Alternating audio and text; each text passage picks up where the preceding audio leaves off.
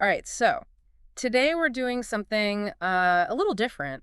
Yeah, We're going on a deep dive and trying to understand Russian culture and just like their daily life by looking at a grocery receipt. that's right. Just imagine we're kind of like peeking into someone's shopping bag Yeah, in Russia yeah. and trying to figure out, what their life is like. Yeah, exactly. And it's not your typical, if you're in America, this is not the stuff you would see. No, not at all. We're talking cod steaks and red cabbage Right. and kefir. Yeah, it's a whole different world of groceries. And that's what's so interesting to me is we can use this, simple piece of paper as a window into another culture. Yeah. Their habits, their preferences, maybe even their values. Okay, cool. So let's dive in. What can you tell us about the receipt itself? I mean, it's all in Russian. Yeah, it is. Yeah, but don't worry, we've got translations for you, and the layout is pretty standard. You got, items, prices, quantities, and even a VAT, which is similar to our sales tax. VAT. Okay, interesting. We'll have to get into that a little bit later. But first, I'm curious about the prices because they're all in Russian rubles, obviously.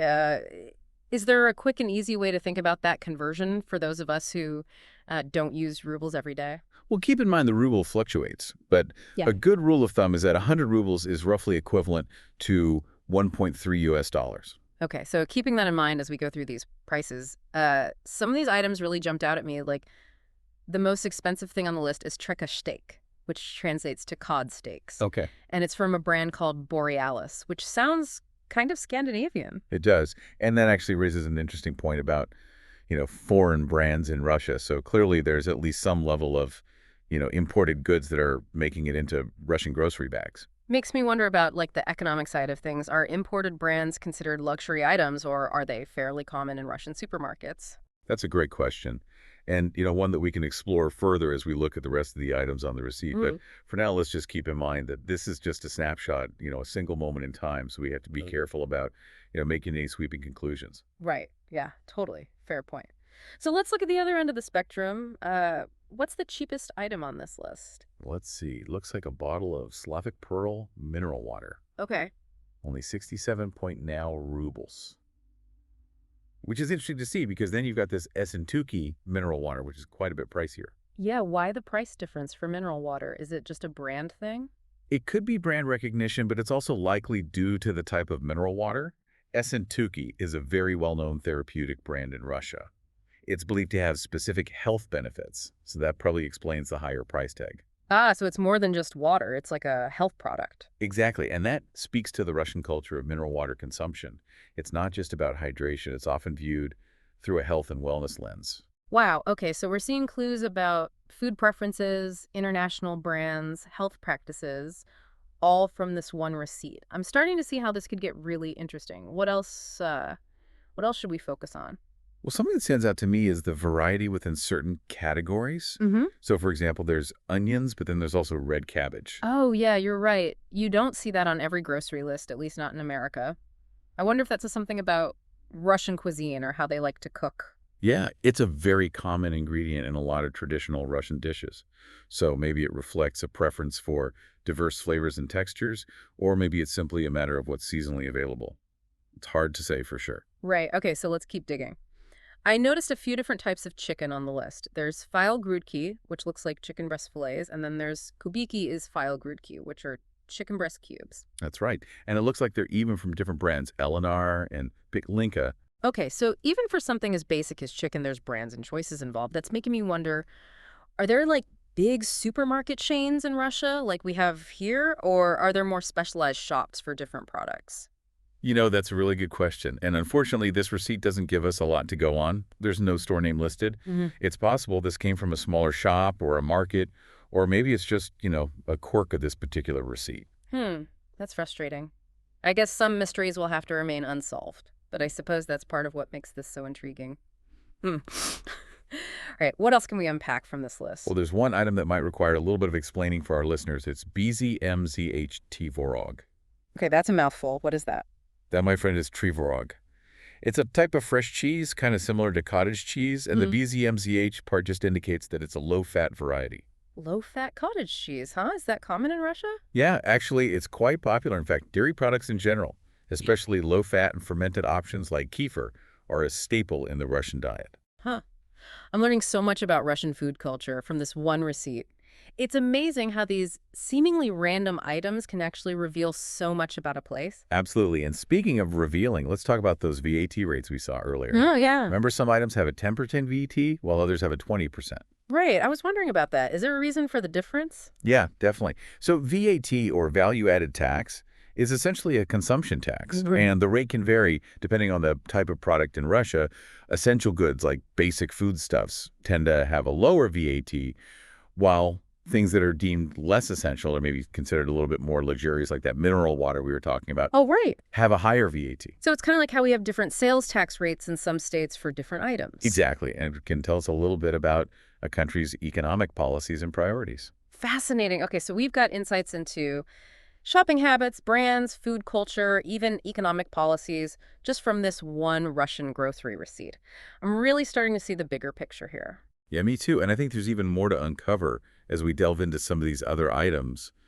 What else jumps out at you? Well, there's one that's kind of intriguing. It says mineral no lechebnaya, Oh, yeah, that's a good one. which sounds pretty interesting. Yeah, mineral nola chepnaya translates to mineral medicinal, and it's referring to that bottle of Slavic Pearl mineral water we were looking at before. So it's not just mineral water, it's like medicinal mineral water. Yes, in Russia, there's this whole tradition of mineral waters having therapeutic properties. Mm-hmm. They're often recommended by doctors for various health conditions. Wow. So it's like mineral water with a purpose. Exactly, and I think it really highlights that cultural significance of mineral water in Russia. Mm. Going beyond just hydration, but encompassing health and wellness practices. Okay, so we've covered a lot in this first part of our deep dive.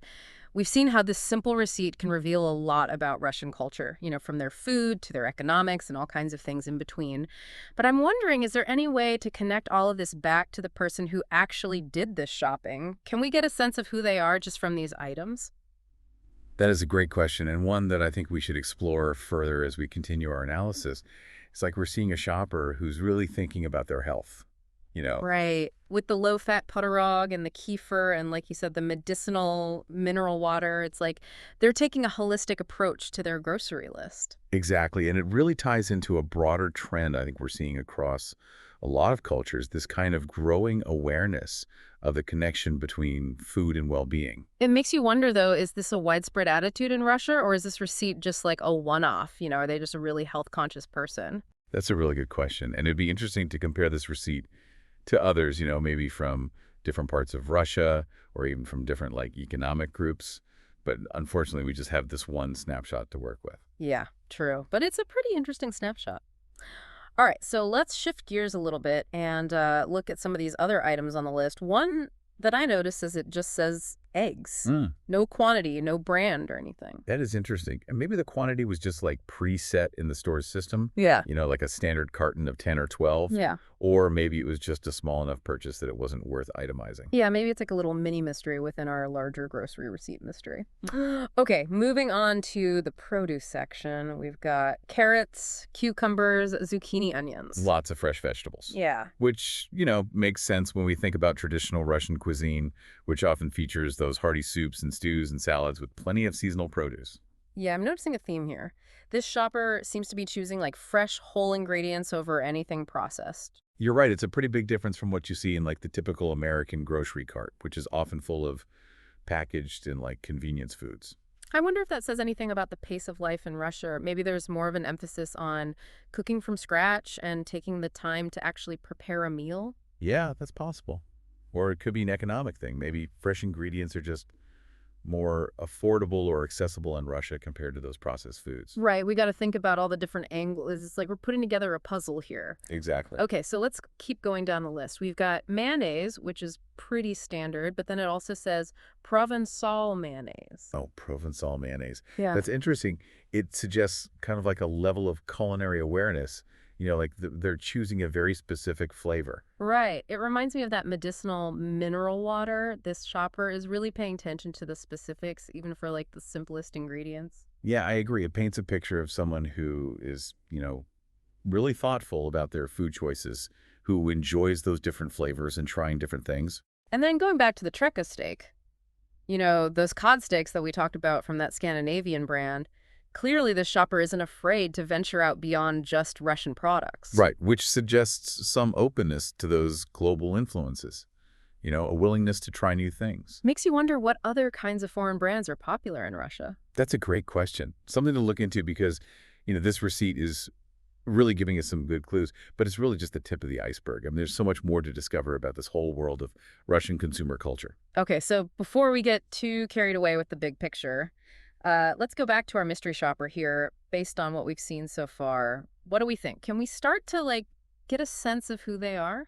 I think we're seeing someone who values fresh, healthy food, Yeah. someone who enjoys cooking at home and is definitely open to, experimenting with different flavors and ingredients. And then we see that openness to global influences with Scandinavian cod steaks. It sounds like maybe they're into health and wellness, maybe even like a foodie kind of.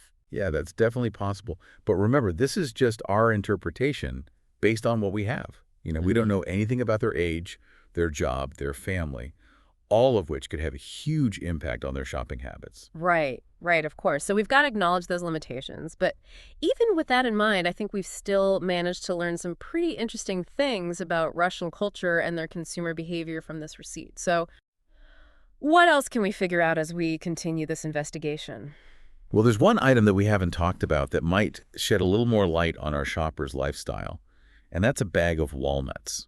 Walnuts. Okay, I'm intrigued. What's so special about walnuts? Well, on the surface, they might seem like a pretty ordinary thing to buy at the grocery store, but when we look at them in the context of everything else on this receipt, they actually might tell a pretty interesting story. Okay, tell me more. So think about it. We've got the fresh produce, the lean protein, the low-fat dairy, that medicinal mineral water. All of that points to someone who was focused on health and well-being.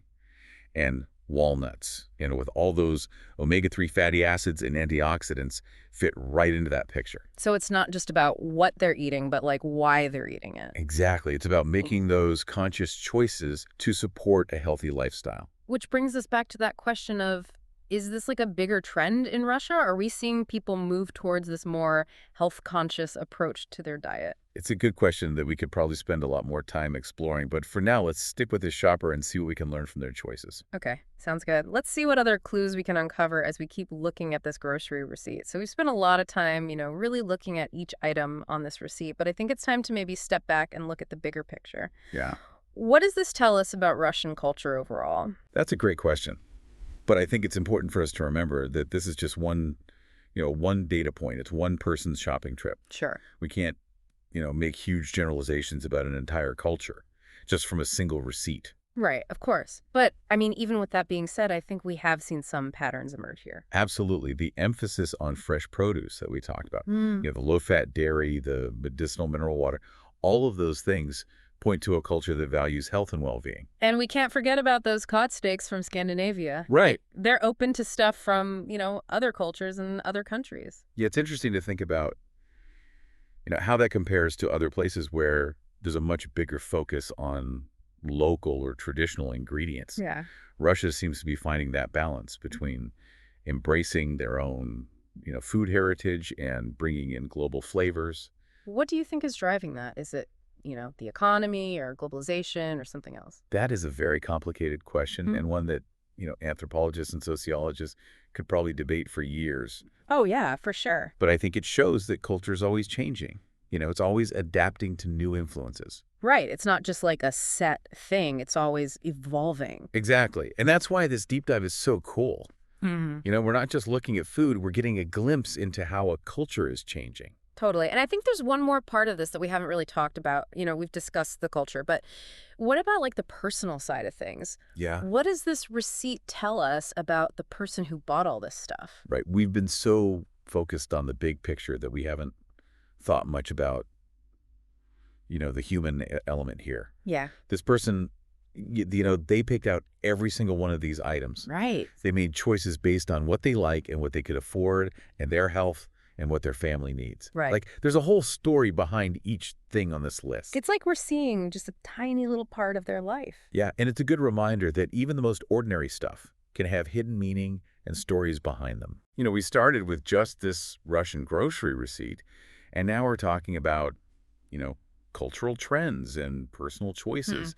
It's amazing what we can learn when we look closely. I know, it really is. And I think That's something our listeners can take away from this. We can find all kinds of cool stuff in the most random places if we just pay attention. Absolutely. This has been a great reminder that being curious and using our imagination can lead to some really interesting discoveries. Well said. So, to all our listeners out there, I hope this makes you want to take a closer look at the stuff you see every day.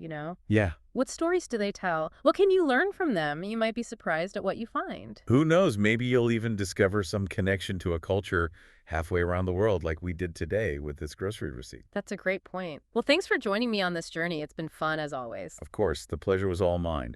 Until next time, keep exploring and be open to the unexpected. And to all our listeners out there, thanks for diving deep with us. We'll be back soon with another deep dive into something new and exciting.